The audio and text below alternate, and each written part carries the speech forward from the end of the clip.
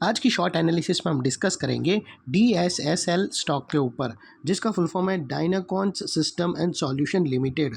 दोस्तों ये स्टॉक अगर आप देखो तो अगस्त 2024 से करेक्शन के अंदर चल रहा है। ओवरऑल अगर आप देखो तो स्टॉक ने 4 महीने यानी पूरा एक क्वार्टर स्टॉक ने करेक्शन में बिता दिया। और करेक्शन में भी दोस्तों उसने दोनों तरह का करेक्शन दिया है, प्राइस वाइज टाइम वाइज दोनों। पहले स्टॉक ने प्राइस वाइज करेक्शन दिया जहाँ पर ये स्टॉक काफ़ी हद तक डाउन साइड करेक्ट हुआ।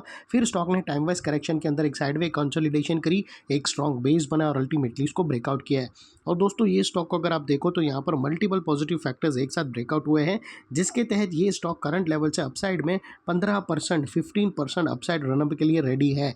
लेकिन दोस्तों यहाँ पर कोई भी हमारी बाई सेल होल्ड रिकमेंडेशन नहीं है। ये प्योरली एजुकेशन पर्पज से मैं अपना पॉइंट ऑफ व्यू आप लोगों के सामने शेयर कर रहा हूँ। कोई भी पोजीशन लेने से पहले अपने फाइनेंशियल एडवाइज़र को ज़रूर कंसर्न कर लेना।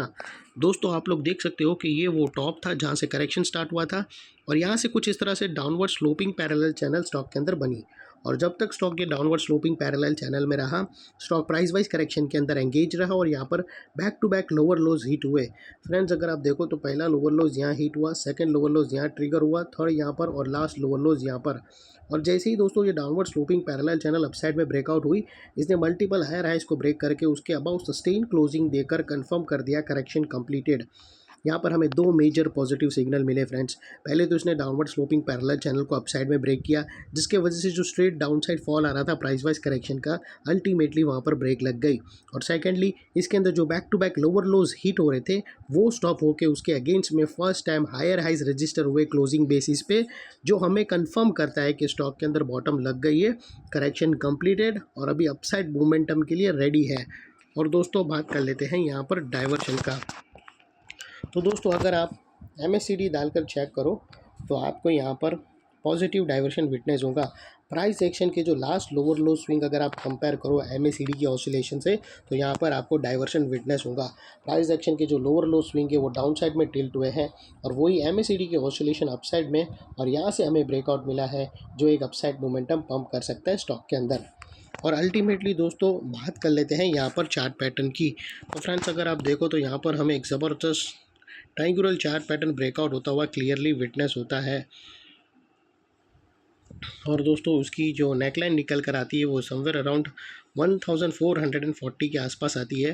और ये जो इनसाइड रेंज है ट्रायंगुलर चार्ट पैटर्न की, दोस्तों ये तकरीबन 15% की है, जो ऑलरेडी ये नेकलाइन से ब्रेकआउट हो चुकी है। अपसाइड सस्टेन मूव स्टार्ट करेगा स्टॉक तो 15% तक रनअप देगा। और वो लिहाज से दोस्तों स्टॉक का जो अगला टारगेट निकल कर आता है वो तकरीबन 1660 के आसपास आता है, 165060 के आसपास। और दोस्तों यहाँ पर बीच में कुछ रेजिस्टेंस है जो ये स्टॉक फेस करेगा, जिसको हम ब्लू में कर देंगे। और दोस्तों बात कर लेते हैं यहाँ पर स्टॉप लॉस की। तो मल्टीपल ऑप्शन अवेलेबल है, आप अपने एडवाइज़र को पूछकर ATR की हेल्प ले सकते हो, या फिर फर्स्ट ब्रेकआउट कैंडल के लो के नीचे, या फिर नियरेस्ट लोअर स्विंग। जो भी स्टॉप लॉस रखो दोस्तों, इतना मेक श्योर करना कि आपका risk to reward ratio at least 1:2 या मिनिमम 1:1.5 रहना चाहिए। और फाइनली दोस्तों नेकलाइन के पास का ये वाला एरिया बहुत ही इंपॉर्टेंट एरिया बनकर खड़ा है, क्योंकि अगर आप देखो तो मल्टीपल पॉजिटिव फैक्टर्स यहाँ पर एक्शन में आते हुए मिले। दोस्तों यही एरिया पे हमने डाउनवर्ड स्लोपिंग पैरेलल चैनल को अपसाइड में ब्रेकआउट होते हुए देखे, लोअर लोज हमें हाई राइज में शिफ्ट होते हुए मिले, पॉजिटिव क्लियर डाइवर्शन MACD के थ्रू मिला, और यहाँ पर ही दोस्तों ascending triangular chart pattern breakout होते हुए मिली। तो वो लिहाज से दोस्तों ये एरिया जो अभी तक एक स्ट्रॉन्ग रेजिस्टेंस था वो अल्टीमेटली स्ट्रॉन्ग सपोर्ट बनकर खड़ा है। और इनकेस अगर स्टॉक टारगेट से पहले ये ब्लू लाइन है वो सेलिंग प्रेशर है, अगर वहाँ पर वो रेजिस्टेंस फेस किया और स्टॉक नीचे आना स्टार्ट किया और नेकलाइन की ये एरिया को रिटेस्ट करने आया, तो दोस्तों रिटेस्ट के टाइम पे नेकलाइन का ये एरिया सामने आके एक स्ट्रॉन्ग सपोर्ट का काम करेगा और स्टॉक को इधर अपसाइड में पुश करेंगे या साइडवे कंसोलिडेशन में।